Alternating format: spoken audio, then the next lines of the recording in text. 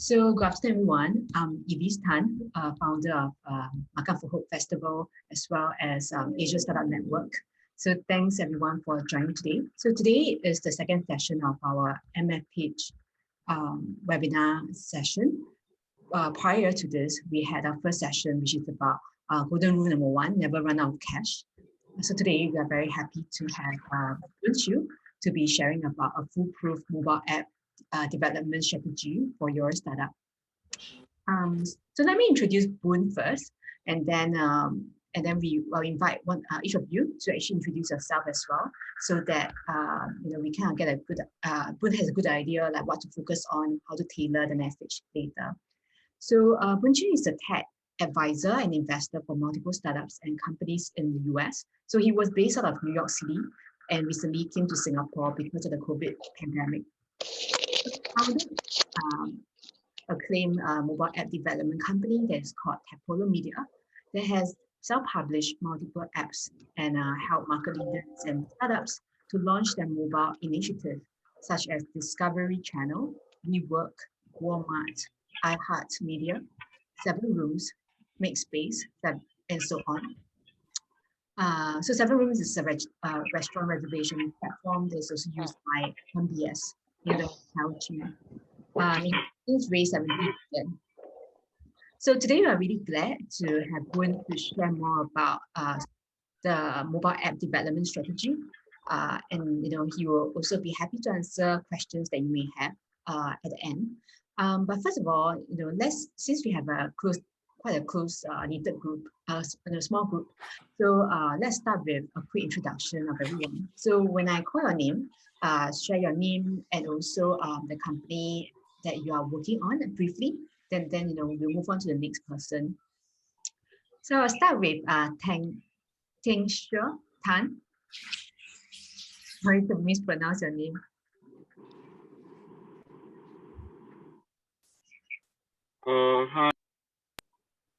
Hi. See me only. Okay. Hi. My name is Tang Sun, and I am an IT consultant. I've been serving the F&B industry for very long, since the KFC days. In this industry for probably about 14 years already. So I brought KFC online. Recently, we have a PHG approved POS system that has fully integrated with all the sales service functions. We deal with payment as well. We process pay now. We are now moving towards providing end-to-end IT managed services for restaurants, hotels, schools, offices, or even people with Wi-Fi problems or their home. They can also look for us. So basically, that's all. Thanks. I'm here to learn from people who are in the mobile industry, and what is especially this strategy thing for startup. I think it's something that I do not know, and I'm very interested to find out and here to learn from everybody. Thank you. Okay, thank you. May I call on Candice? Hello, hi, I'm Candice. I'm just exploring starting a startup, to be honest. So I think this topic is quite interesting. That's why I'm here. Yeah. Okay. Hi, everyone. Thank you. Next one I'll call, I'm supposed to call Amanda, but then she is not able to speak.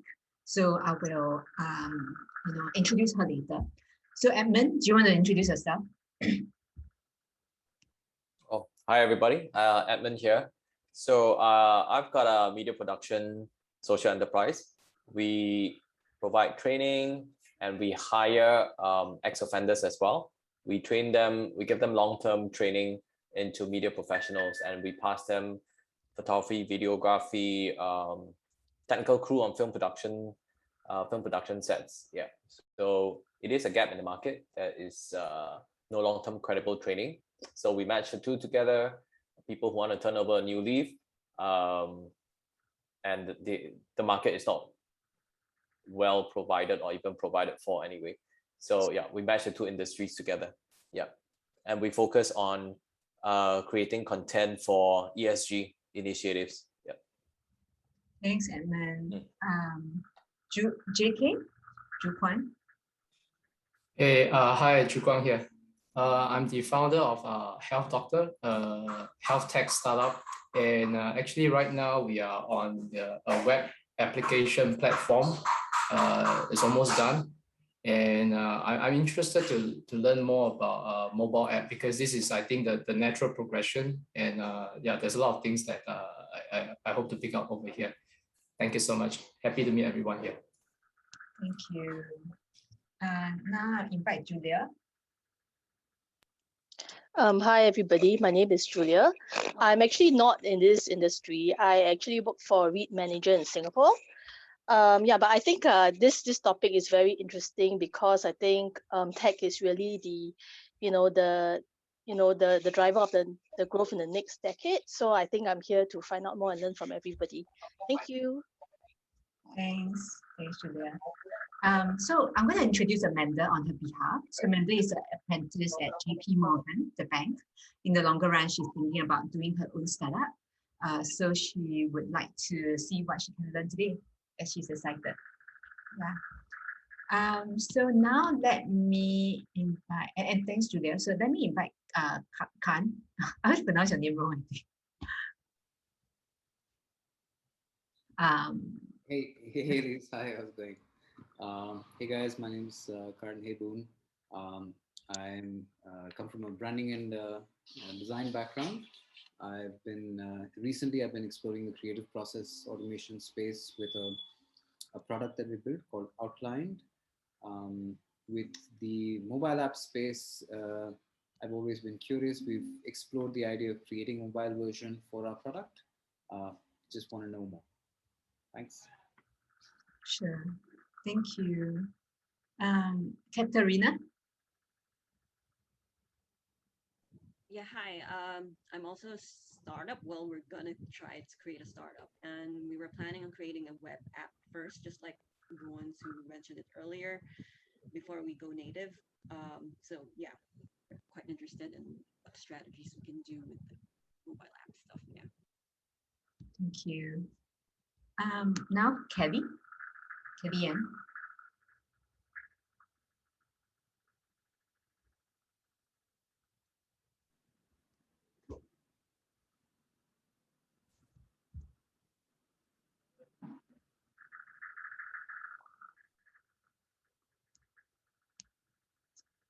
Okay, Kelly, maybe you want me to come back to you?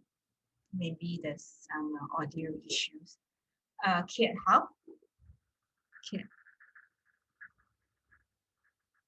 Boss Job, would you like to introduce?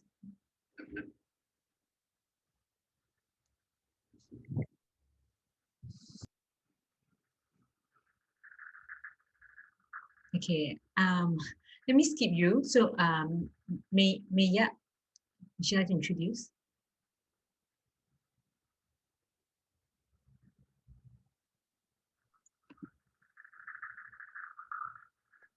Hello. Yeah. Can you hear me? Yes. Yeah. Sorry. Hi, I'm Mayank, and I have worked with the industry in the technology sector for 10 plus years, and right now I'm scouting and trying to do something new or get back. And this topic is something that I found very interesting, because that's the biggest challenge when one tries to do any new thing. So, how to actually go about it and how to do it at the best possible cost. And this is one of my biggest fear, that, what if I hire someone to build an app for me, and since I have not done it myself, I don't know what might go wrong. Will I be hiring a good designer, or, I've had experiences with others where the designers turn out to be really bad. And they literally gave me what I asked them. Like, for example, if I told them the font is too big, they will just make it small. They won't try to change it. So I would like to learn on how to go about, try to understand that, or how to negotiate about the quality of things that you yourself don't know, right? How it would look like. So, Okay. thank you. Sounds good. Kia Hawk. What we are doing now is we're doing just a quick introduction of our name and also what we are working on. Would you like to introduce yourself?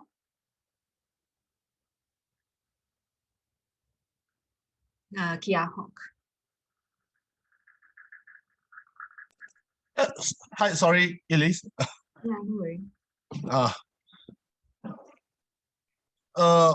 For myself, actually, right now, I'm just exploring some of my ideas. I mean, I don't have anything concrete at the moment. It's just at the exploring stage, understanding what's inside the market and stuff like this. Okay. Yeah. Sure. And then now, Seman, let me know if how your name should be. Yeah, no, it's okay. Hi, I'm Sadman. I'm working as a product manager in an energy sharing startup. So now that, but my background is fully software background. So I'm really interested how to, like, I know how to build, what to build, but when you have to modify and get the feedback, there's some strategy that is connected with the user and business. I really want to learn those things from this session. Really interested. Thanks. That's good. Song Ye. Hi, this is Zong Yi, and I'm the founder of NutriX, a Singapore-based e-commerce retailer of sports nutrition and supplements. I think mobile app is something which I'd like to have in the future, so here to learn more. That's good. Severin? Hello, everyone. So I'm just starting my company to do audio guide tour for families in Singapore. And originally I wanted to build an app, but because of the cost and because I want to test also the concept as early as possible, I'm starting with a website, but definitely the app will come soon. So I'm very interested to know more. Thank you. Adrian? Hi, I'm also a co-founder of a startup. I'm doing I'm doing a movie collectible. So as a new startup, so also at the same time trying to learn about how the mobile app. Thank you, Adrian. So some of you had some, I think, audio issues. If you are okay now, you want to introduce yourself, feel free to unmute yourself.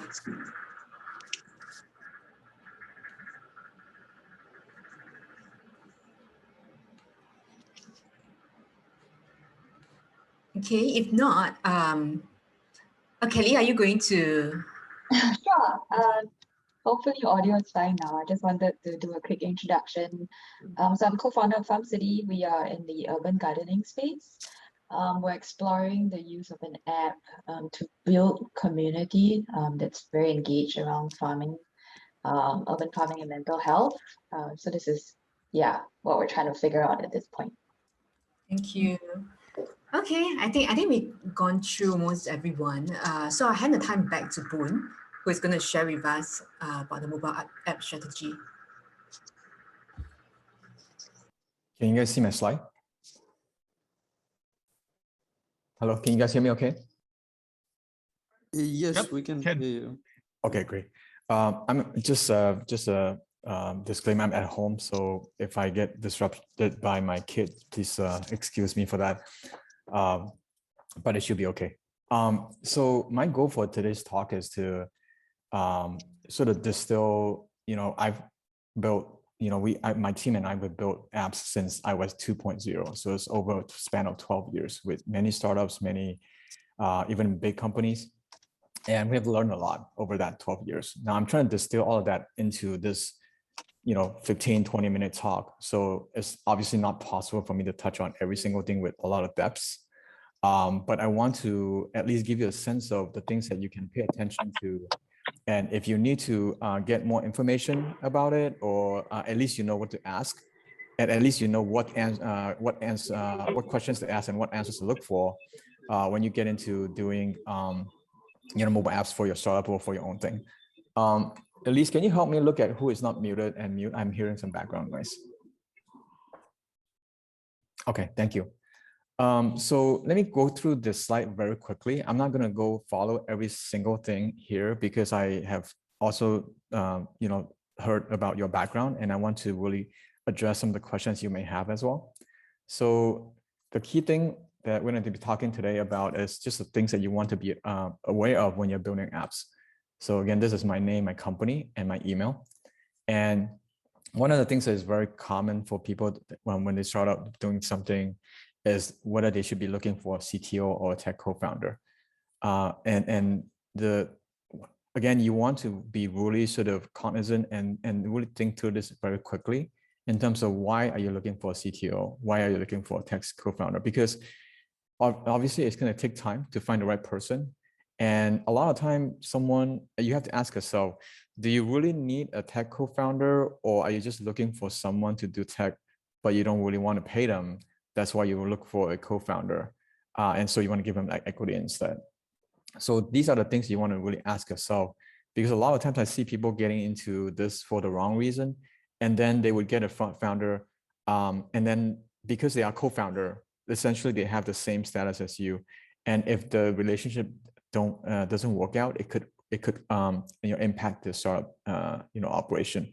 So you really want to be very careful with this and see if there are ways for you to work on your development without having having to rush into finding someone to take this part. Another thing about tech co-founder is that technology is moving so fast. If you get a tech co-founder based on what they know, what if someone that knows that subject comes along? Like, what do you do? Or what happened if you decide to go with a different tech? Then what do you do with the original tech co-founder? All these things you have to kind of think about. Tech co-founder is not the same as business. Business is all soft skills. And soft skill, you can apply it anytime. But hard skills, I would say that when you get a tech co-founder, don't necessarily just focus on what they know, because what they know could be outdated, in a year or two. So be sort of mindful of that. Again, if you have any questions about this, let me know. But I would say, in general, don't rush into finding someone because it does take time. A lot of times, if you have the right approach, you probably don't need that right off the bat. Startup journey, I'm going to just map out the startup journey very quickly. This is just a rough guide. Not every startup is going to go through that same process. But essentially, you have an idea, and then you want to, sometimes a lot of startups actually don't go to the market research phase, but you want to somehow validate the idea. So a lot of startups actually choose to build an MVP, minimum viable product, to prove out the idea. It is sort of an expensive way to do it. So I would usually say, if you have a way to do it without building the actual app itself to prove to find the product market fit or to learn about the market, try to do it sort of the low tech way first. But once you build the MVP, the normal path for startup is that they would try to get fundraising. They try to do fundraising with the MVP, because it's much easier to have an MVP when you fundraise. Doesn't mean that it's easy, but it's at least a little bit easier for the angel investors or potential VCs to see what you have built so far, so they can actually understand your vision. If assuming you do well with the fundraising, then you can go into product development, and then even launch a product. Obviously, these are like all iterations that you have to go through. Now, a lot of startups actually don't think about marketing before they work on their product. I would say this is one of those things that you actually kind of want to think about, because technically you can actually launch or even onboard new people before you actually launch the product, so that when you do launch a product, you would already have people waiting for it. And in terms of what kind of things you have to do, this is a huge topic, but I just kind of know that there's a lot of unpaid type of marketing campaigns that you can do. For example, signing people up for newsletter and things like that, that would allow you to gather people for your product launch before you actually work on it. So something to think about. Don't just do marketing after the product is done. Do it. Think about it before you start doing it. Start working on your product. The other thing is that in terms of the product development journey, usually you would do the design, and then the sorry, give me 1 second. You would usually do the design, and then the development, and then you do the QA. So design is when, now the reason why we go through these phases is because design allow you to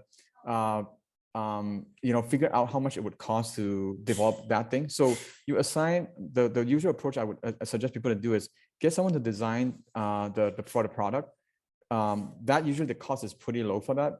But then once you have the design, you can then get different teams or even the same team to estimate the cost to do the development and then to do the actual QA itself as well. And then once you go to the QA phase, then obviously once the QA phase is done, then you can launch it. So design usually comes, you can start with the form of wireframes. So before you talk to a designer to do the design, you can come up with some wireframes, sketches, give them a sense of things, talk to them about it. If you don't have it, that's fine. Some designer can work with just the description itself. And then they give you some low-fi design, low fidelity design. Once you're okay with it, then usually they would move into doing high fidelity design, which is, much more work. Now, typically design costs and development costs is very wide ranging. It depends on who you're hiring and all of that. So that's a separate topic we can get into, but don't always go with the lowest cost person. It could end up costing you more sometimes if they have to do a lot of changes. And so you might end up having to spend more time and more headache and all that stuff. I would say go by what they've done in the past and then see if you like their work and use that as a criteria to see if you want to go with them. Development usually is made of front-end work, back-end work, and then I like to throw in analytics and third-party because a lot of people who do development, mobile development, they don't think about the analytics part and the third-party SDK.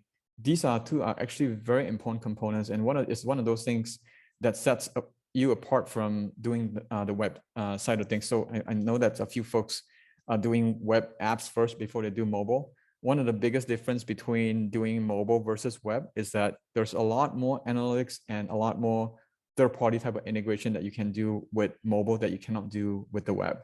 And we can touch on that later, but these two things are pretty important because this is the things that actually allows you to learn a lot about your customers. And it's one of the reasons why you want to go mobile first sometimes. Let me go back to the slide. And then in terms of agency and direct hire, you want to think about which and when. I always tell people that it may not even make sense to do direct hire right away or even ever, because direct hire is basically, you're basically paying someone on a payroll for quite some time. I personally like to take the sort of compare agency, use the analogy of cloud in these days. When you pay for a cloud, you're basically paying based on the usage. So you can throttle back up and down. So I like the agency approach more, but some people want to do direct hire because they might get funding and they want to, at least for a perception reason, they want to see that the investors, to show the investors that they are using the money to hire people. But I would say in general, compare the pros and cons, take a hybrid approach. But initially, when you don't have anybody yet, maybe just go into picking the right agency to execute your thing first while you look into direct hire. But direct hire is a very expensive component if you hire the wrong person. So you have to be very careful about it.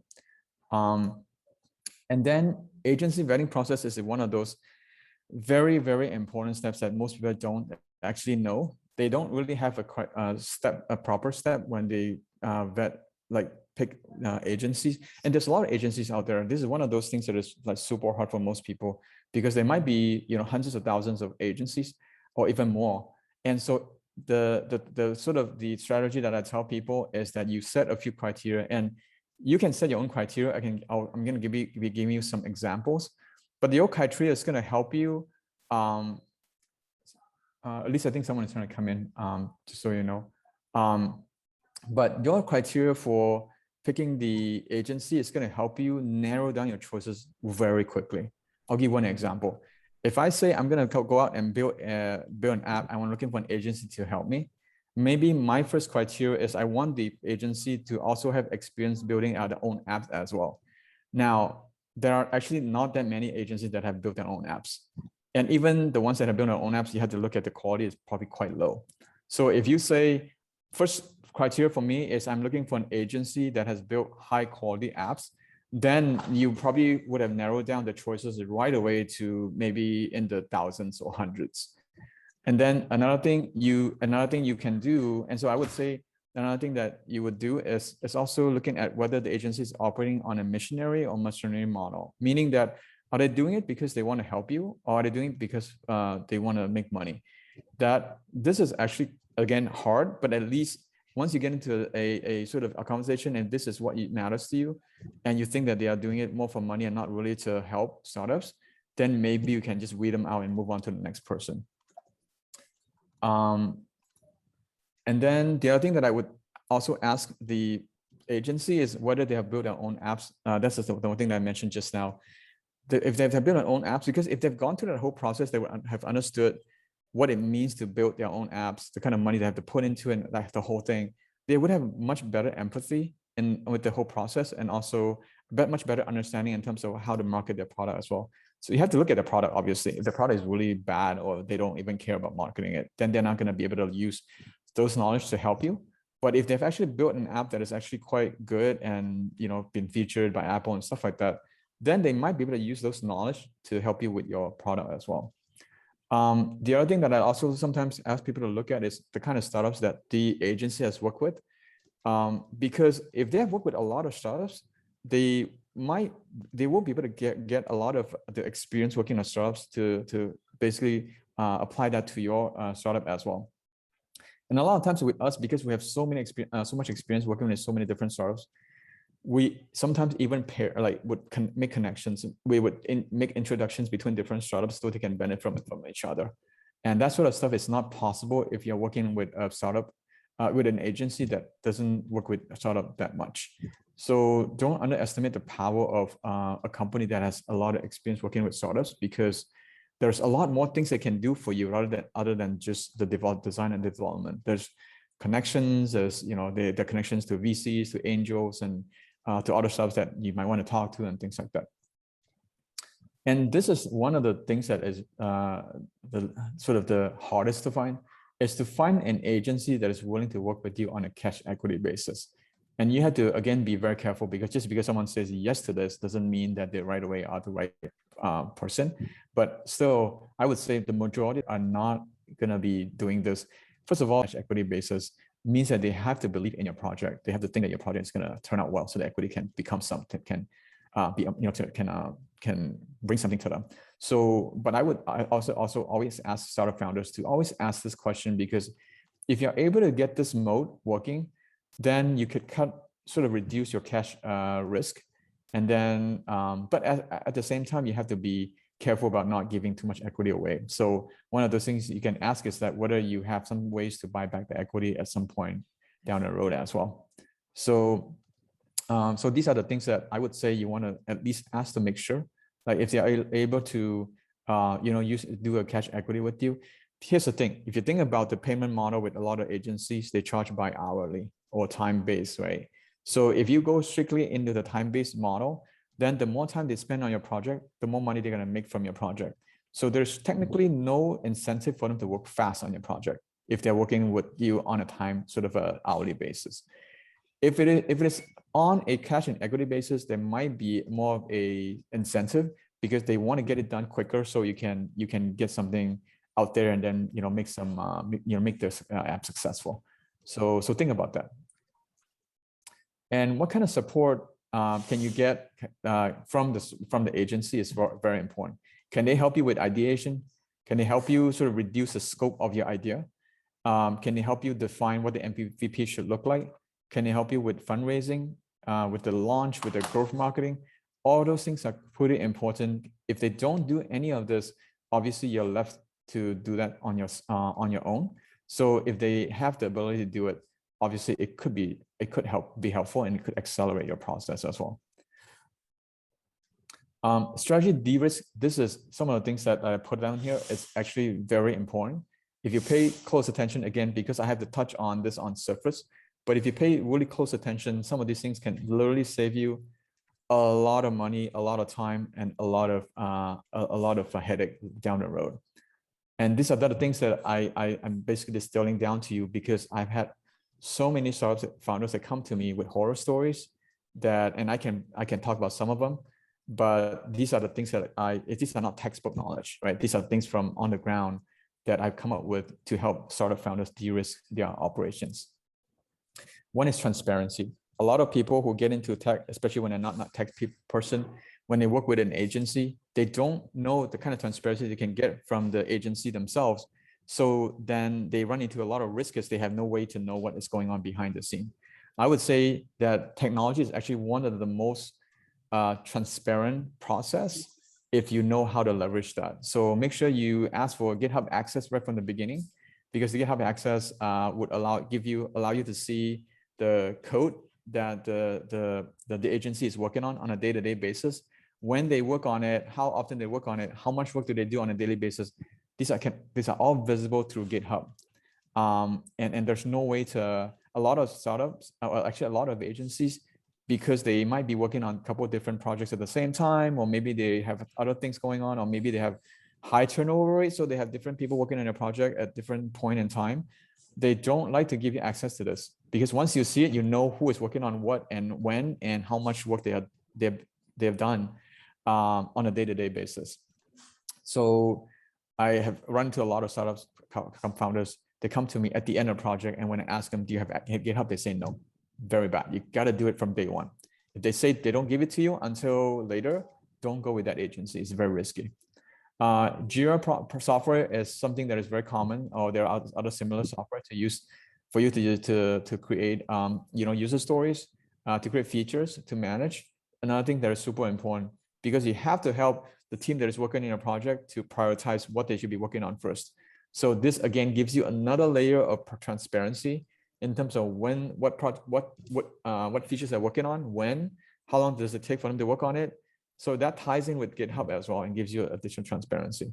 Slack is another, Slack or something similar would be another important tool if you need to have access directly to, if you don't really want to work with an agency where you can only talk to the account person, right? If you can access direct access to the developer or designer or whatever, it's usually the best, because if they have things that they need to clarify with you, they can talk to you directly, and it will just shortcut things. If everything that you do have this go through a middle person, it could slow things down a lot.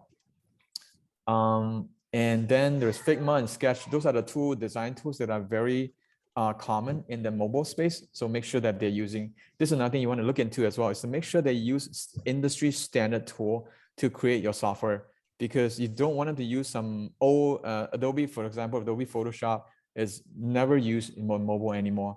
If someone is using Adobe Photoshop or Illustrator or something else, you might want to question whether they actually know, whether they are up to date with the industry trend or not.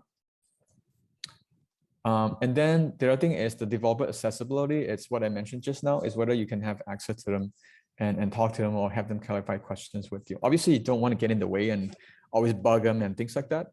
They might have a project manager that manages your project, but you want to still have that level of accessibility, so they could ask you questions and things like that, or you can even ask them questions. Code audit is one of the things that no one is doing, but it's one of those things that I came up with this idea because I've just seen so many startups running into issues. So you go out and you find someone and you have them work on your thing, but you don't know if they're good or not, and you're not technical, or you don't know mobile. Even if you're technical, you may not know mobile, and you have no way to vet them. And a lot of times people just kind of do it on blind faith, and that's a really bad idea. So what I tell people is that whoever you go with, unless you trust that person 100%, which is probably already a bad idea, you want to get another team that you can trust to do code auditing for you. Meaning that you can get a person, individual person, or even a team, pay them a fraction of the cost, maybe a couple $100 or something, and just have them go in there and spend half an hour or an hour just to look at the code and see if they see any issues. In fact, better yet, before they do it, get with a different person and ask them if the technology that you could be using to create your app is the right approach or not. That's going to be super important, because a lot of times when you go to an agency, because they want to make money from you, they may know one technology and not the other. They're not going to tell you that the other technology is better. So that creates a situation where you might be picking the wrong technology for your app, and then you don't know about it until you're done with it. Then when you try to hire someone to do the job, it's hard. Or that when there's a lot of issues that you have to kind of consider, especially when you have web strategy and mobile strategy. All these things have impact in terms of what technology you'll be using. So be very careful when you go and get someone, whether it be individual or agency, just because they tell you that you should go with a certain technology doesn't mean you should just trust them. You should always get someone else and vet and sort of get their opinions on that, right? I have a lot of times come to me. I said, just ask me questions. My 5 minute of advice, or maybe just my 5 minute of looking at the code, can probably save you so much money and time that I'm still amazed to this day. There are still some startup founders that when I tell them that, they don't follow my advice. And then they obviously would have a much higher chance of running into issues later. What is MVP? Most of you probably already know that, but MVP is one of the hardest things to do because everyone wants to cram so much feature into the product. So if you can work with a startup, an agency can actually help you be disciplined about what you want to build into your product. That's going to be very helpful. That's why I said, when you get an agency, don't just get one that wants to build something for you, because if they are very eager to build something for you and they are doing it on a time manner, then they're going to hope that your MVP is as big as possible so they can spend more time on it. But what you really want is to have a startup agency that actually go the other way around, where they think that your cash is important. They want to spend as little of your cash as possible to get your stuff done. So having that kind of partner alongside is very useful, and you can find an agency with that kind of like integrity to do it. You don't need a CTO. But if not, then you need someone to make sure that you don't get burned by trying to do too much. And then cost of building an MVP varies a lot. Again, a lot of mistakes that I see with startup founders is that they would compare price tags and say, this team is going to build this for me for 5,000. That one is going to build for me for 15,000. I'm going to go with the 5,000. Bad idea.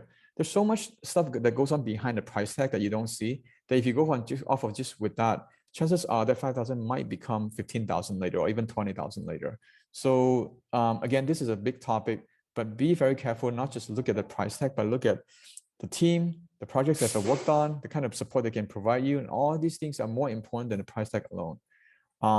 So definitely don't, a lot of startup founders are very price sensitive, and they, I think, put a lot of times put too much weight on just the number. But you have to also keep in mind that once you get into working on a product, the cost can change. The agency can come back to you and say, I want to charge you more money because we run into some issues. And so don't always look at the sort of first number and decide based on that. And how to scope an MVP, that's again another big topic. But you want to, again, my sort of criteria for this is, what is it that I can take out feature-wise that would still make the core offering be there? As long as the core offering of your thing is still there, just take it out until you're left with something that is so bare bone that you cannot take out something anymore. And the beauty of this is that not only does it help you control your costs and your time, it will allow you to get a lot of feedback from different users and the initial users to tell you what they really want. And what you're going to find is a lot of times they would probably converge toward one thing that you didn't think of, but they all want that. So then you can roll that back into your development later. So the reason why scoping is so important is that we just have the tendency to want to build a lot of cool stuff into our own product. And that a lot of times is what's going to cause a cash issue for you down the road. Agile process is something you want to kind of think about and know about as well as you go into this. Agile process is a little different than waterfall, where you don't plan for the whole thing all at once. But even if you do, you usually try to figure out what you're going to be building in for the next 2 weeks with the agency. And then you usually try to get a build from them, meaning something you can look at every week, every 2 weeks. Usually it's about every 2 weeks. But don't go for a month or 2 months without seeing something. That's usually pretty risky. And if they tell you that, oh, we don't show you something until 3 months later, you probably don't want to do that, because you need to have some sort of, you have to have the back loop built into this so that if something is not built to the right way, in the way that you want, you can get that feedback. Another reason why you want to have frequent sort of build releases from the developer agency is that if something goes wrong, you can cancel the project with them. So you don't really want to get into a situation where you work with them for 2 months, you pay 2 months of work, and then you decide that they are not the right team and you have to cut it short. Then you want to, and how many of that experiments can you do? If you pick 3 wrong teams, each one of them took 2 months of your time and 2 months of your cost to do it, it would have sunk your ship like before you know it. Front-end technology options. One of the things that you want to look at for front-end technology options these are the common ones. Swift and Kotlin, on the two opposite sides, are the native solutions. They are the most powerful, but most time consuming and most costly solution. So be careful with that approach. You can still do it, it's good, but you have to have cash in the bank. React Native and Flutter are the two most common options now for cross-platform, meaning you do something then that could run on both platforms. They obviously have their own risk, meaning that if the native platform were to say, I don't want React Native to run on my platform one day, then you might run into trouble. But I would say that the risk is relatively small. Xamarin is a Microsoft technology that's similar to Flutter, which is a Google product. React Native is a Facebook initiated project. Now, whatever you do, don't use Ionic if you can. Ionic is not a good platform for, I would say, most startups. The reason why someone would use Ionic is because you might come into an agency that actually knows a lot about web. They want to build mobile apps for you. This is the easiest way to do it, is to use Ionic. But please don't go this route. You're going to run into a lot of issues. Even if you already have an a web app or whatever, and you want to go into mobile, I would still advise that you don't take this route, because the chance of you having to build something from scratch again later is going to be very high. But again, there's always exceptions. So there's always exceptions to the rule. And then these are the common backend options you want to look at. Again, some of the things you want to look at is not just how cool they are and all that stuff. Some things could have sort of an implication as well. If you're using Google technology, for example, and then tomorrow you want to go launch that same platform in China, you're going to be you're in trouble. So that stuff you got to have to think about from even geopolitical standpoint, whether that technology can be used in China or not. And then other things like Rails and all that stuff, when you use these products, you want to know if you are able to hire the developers to later on work on your own thing. So you have to also think about the hiring, how easy it is to hire people to support your system later. But these are sort of the common stuff. If someone is using something that is very not common, like Angular, and you again want to get some vetting and make sure that you're not using something that is very outdated and very sort of not an industry trend anymore. I mentioned about geopolitics. If you're doing it in China, then you don't want to deal with Facebook login and things like that. So those kind of stuff, you got to think about it. Lastly, I want to talk about quickly in terms of billing methods.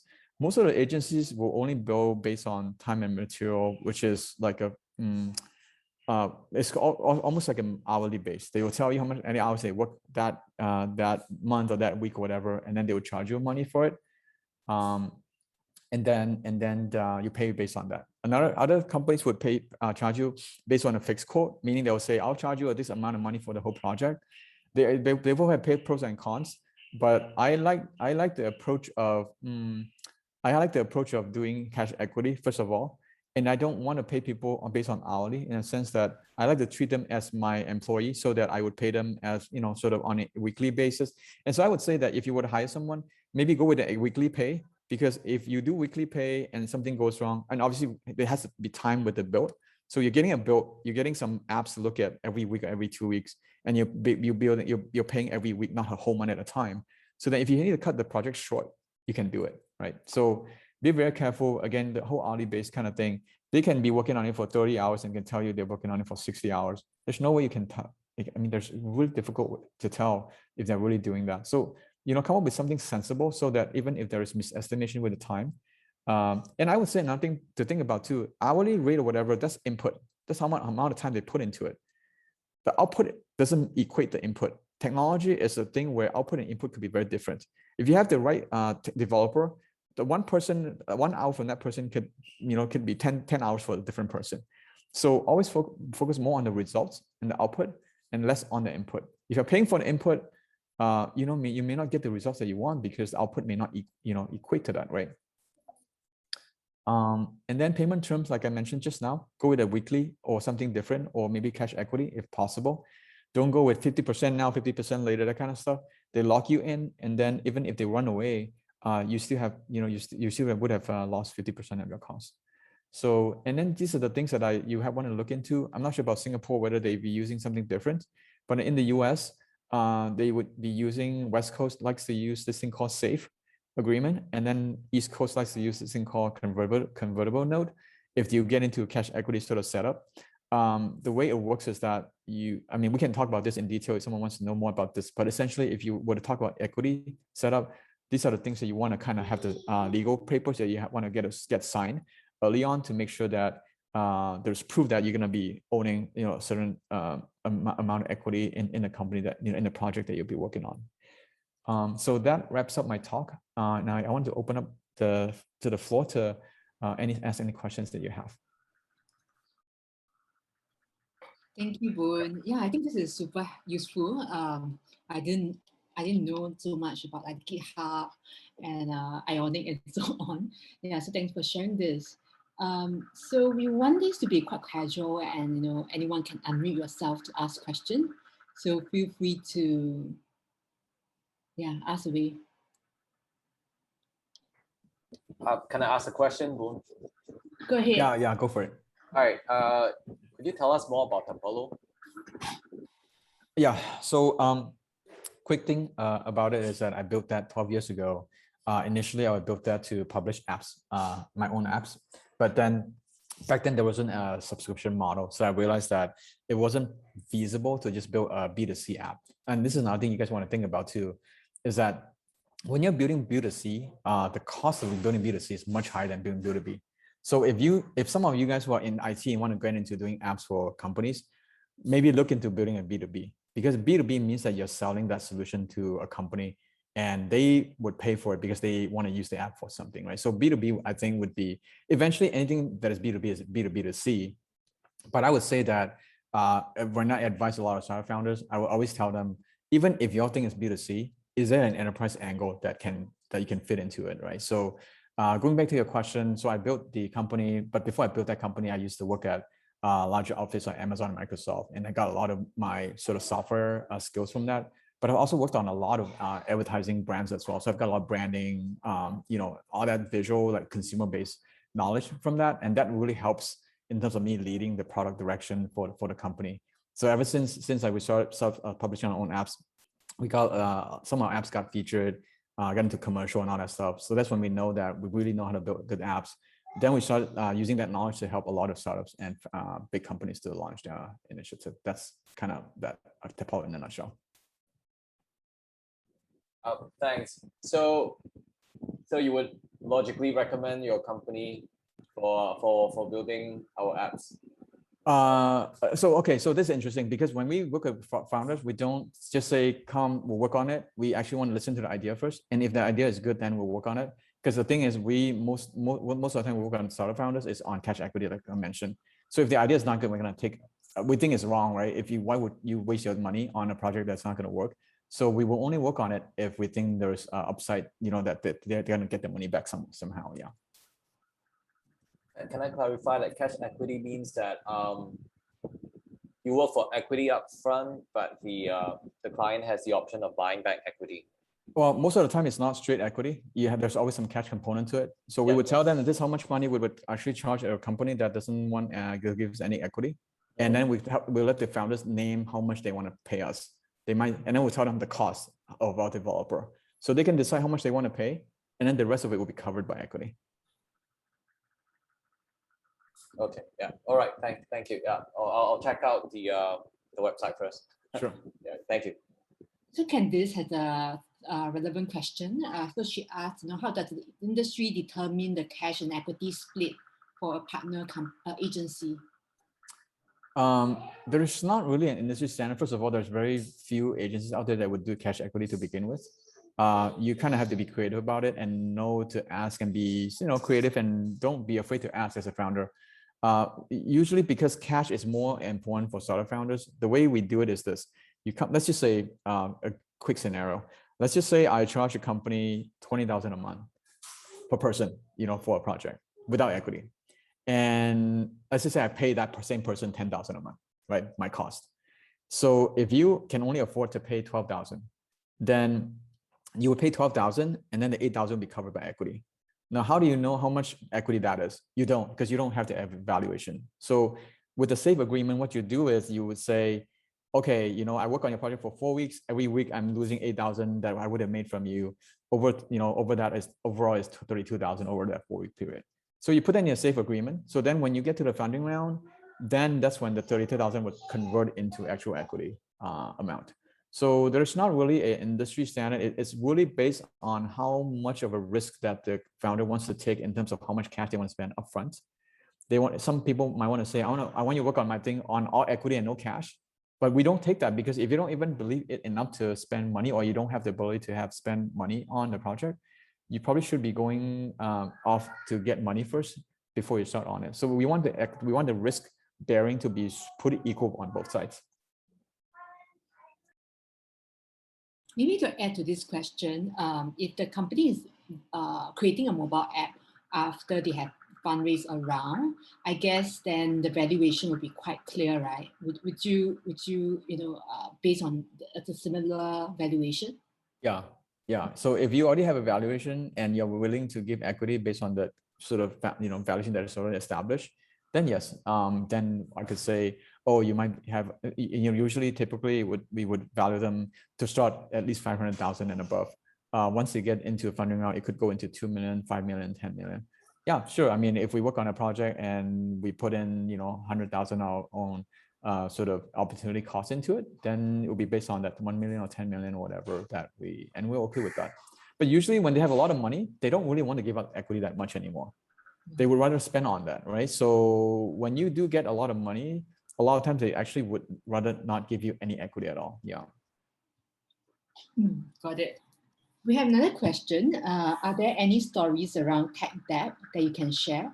Ways to identify the same if we haven't followed some of the suggestions to de-risk? Tech debt, there's many different ways to interpret that term. Can you kind of explain what tech debt means? Yeah, Karen, you want to explain?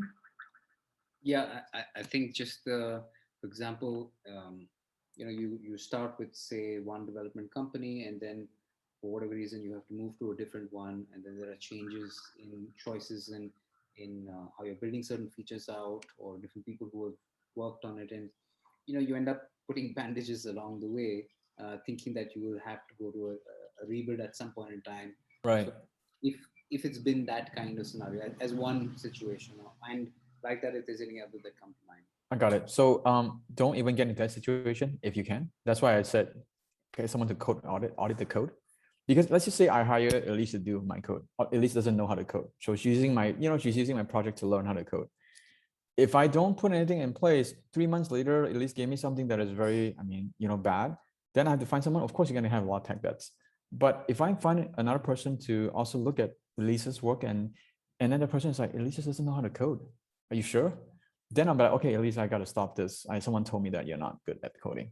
Then you can stop that. So then the tech debt that you have is not going to happen, right? So you have to put the right process in place for this switching thing to not happen. Another thing too is that even within a company, you could still have switching, meaning that if you hire a company that doesn't treat their employees very, very well, they might have people coming and leaving like in every few months. So then when they work on their thing for 2 months, and then they would switch, a different person comes on board and work on it. It happens all the time. Then that's also that tech debt as well, switching costs as well, because this person is not going to go as fast as that previous person. So you also want to think about the turnover rate within the agency as well. If they have a lot of turnover rate, got to be careful. That's why someone who charges you low, you got to think about how much they even charge their people, probably even lower. So then, it comes with a territory that that's going to be a high turnover rate as well. And just as a follow-up, is it possible to, when you have a company that has many developers, is it possible at the outset to mandate and say, listen, I want to know that there are only these 2 people who are going to be working on the project throughout? Is that possible to put like a hard line to that? You are the person that pays the money. You can set the rule that you want. It's up to them to say if they accept that, right? So, but then again, going back to what I said, you got to have access to GitHub. They can tell you 2 people working on it. Who knows? They might be working on getting 2 different people working on it. You won't know. All right. Everyone is working from home these days.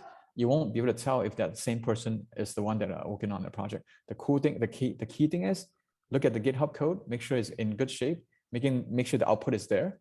They're not working on 3 lines of code every day and charge you like, then you should be okay regardless of who they have worked on the project. Yeah.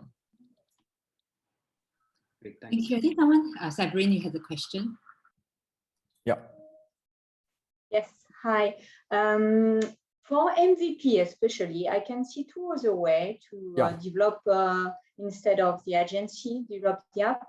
It's freelancing, so it's not really hiring someone because you can get rid of him quickly, and also white label apps. Yeah. So if something exists already on the market, what do you think about those two solutions? Yeah, so everything that you can think of always have pros and cons, and there's actually a third way, which is like a no-code solution.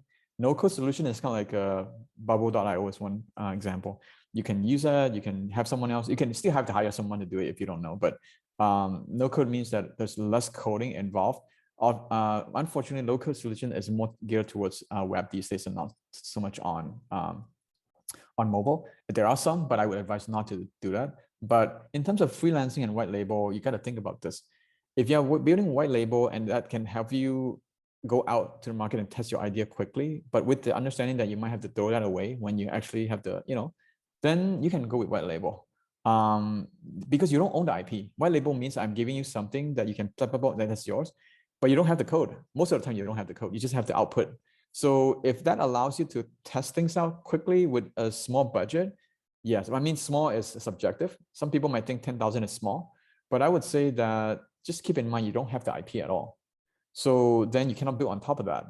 Another thing you want to think about too is that white label sometimes also charges you money for custom work. So you got to think about that too. It's like, oh, you go back to them and say, can I add these two things? It's like, you got to pay me a lot of money for that. So you have to understand that part too. So I would say, yes, you could consider that if it allows you to achieve certain objectives or criteria, with the understanding that you have to start from scratch when you prove out the concept, right? Yeah. Thank you. What about freelancing? Freelancing is a good way. Again, developers, there's actually very few jobs in the world that has that wide discrepancy between developers. You can find the right person. That one person can do the job of 10 people if you find the right person. But how do you find them? It's very hard, right? So that's why I keep on going back to the thing again. Get someone else to at least oversee that and see, hey, is this working on the right thing? Output correct, all that stuff. But freelancer, yeah, get a freelancer. But again, don't just go off of price tag alone. Obviously, hiring someone in the US and someone in Ukraine, it's going to have different price, tag. But I would say these days, the general trend is that you probably get more quality people in Ukraine and Eastern Bloc, Eastern European country than in India these days. Unfortunately, I'm not singling out just because in general, I hear a lot most horror stories coming out of that region now because there's so many companies doing it. It's very hard for you to pick the right company. It's not that they don't have good companies in India, but it's very hard because there's just too many there. But in Ukraine and those countries, I think they tend to have more quality people, and you can even find, doesn't have to be freelance. You could go through even in agencies as well in Ukraine as well. But yeah, freelance and all that, it's okay as long as you have someone to watch your back, right? Because you don't know what they've done. Yeah. Thank you. So there are a few other questions. So I'm going to group the question a bit. So I will start with the one, what should be the in-house team structure that you propose? Structure in-house team. Well, typically you're gonna have, if you're going with the native approach, you're gonna have an iOS developer, Android developer, unless you have one developer that knows both. Very rare. If you go with the cross-platform person, then you have React Native developer or whatever. And I like to hire full stack, but again, they're harder to find. Full stack means they can do front end and back end. What happened when you do have front end and back end is that if you have separate people doing separate things, is that they have to talk to each other, and something breaks, they have to wait for each other to fix them. If you know if you have someone that has the knowledge of both, they can actually do things quicker because there's less, sort of blocking happening there. So so I would say go for full stack if you can find them. If you go with native, you have to have iOS and Android. And aside from that, you probably need to have a product person. That could be you, the founder, or there could be a separate person dealing with the product. Sometimes you also need to have a project manager that helps you manage the, the progress. Maybe the founder can do all that initially. You want to have designer if you don't want to hire someone out. I'm assuming everything is in-house now.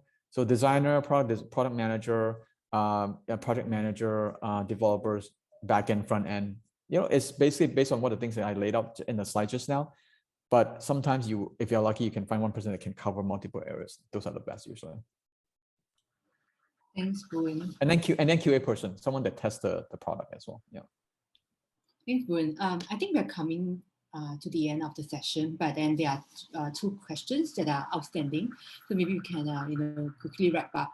And if any of you have further questions, you can, we'll pass you Boon's contact data if you wish to ask more questions. So I think, so the question that I was actually asking, is it more common to develop a web app before creating a mobile app? And then if you were to create a mobile app first before, the web app, what are the pros and cons? Yeah, this is actually a very good question. A lot of startups, unfortunately, just start up building web first when they need mobile first. And some companies maybe do mobile first when they should be doing web first. I would generally speaking, it depends on the nature of the app. So this is more of a broad stroke thing. It's not like it's going to be 100% like that. But I like mobile first because even though the friction is higher to get someone to download your app, there's a lot more you can do with the mobile app. You can track the usage pattern. You can re-engage them more easily because, for example, with web app sitting on your phone, I can't push a notification to you and say, hey, come back and use me again. That you can do with mobile. So the re-engaging factor is really high with mobile. And don't underestimate the power of re-engagement. I mean, a lot of times these days, people use email marketing to do engagement. Maybe they'll email you and say, come back. But it's also that sort of separation, right? I mean, email and this. I look at my email, I might just move on to something else. But with push, as much, and even push, you don't want to abuse it, obviously. But I would say that if the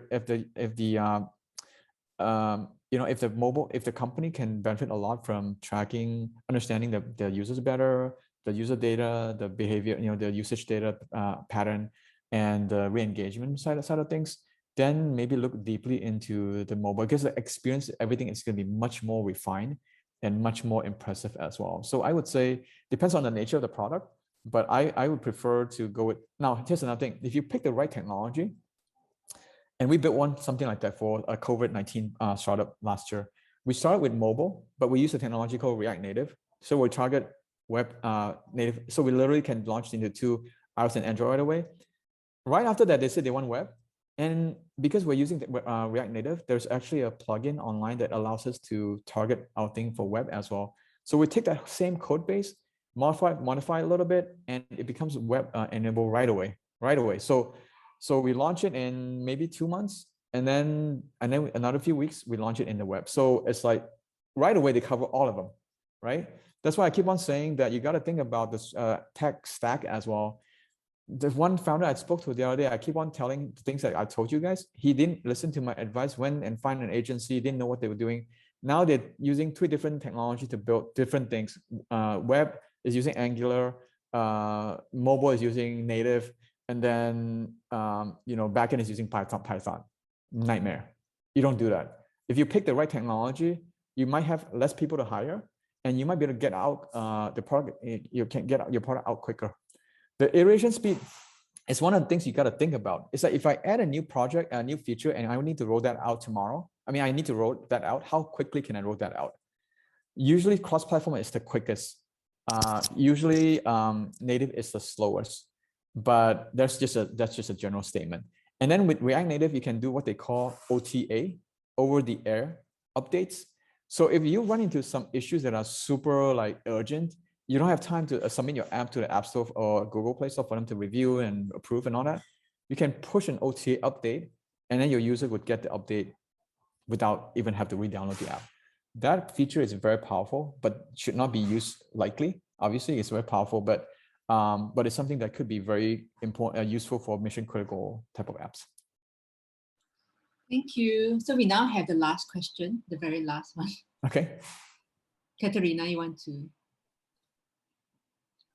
I think you kind of answered it a while ago, but yeah. So our strategy right now is we're planning to host first on the browser, and as you said, maybe React Native is actually a good framework.